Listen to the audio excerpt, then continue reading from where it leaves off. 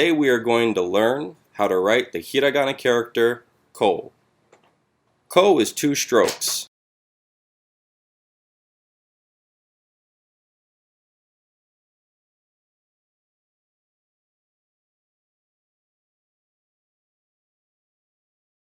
The first stroke begins with your brush pointed out to the top left.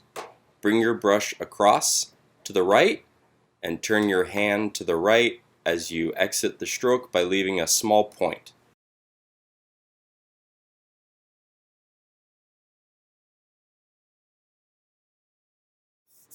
The second stroke begins parallel to the stroke you just made on the top.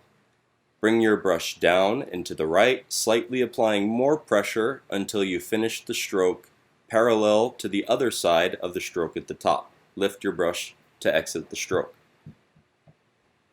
One thing to keep in mind as you write this character is that as you exit the top stroke and lift your brush, you should bring your brush down as if you were connecting the 2 strokes together. They should be curved, not straight.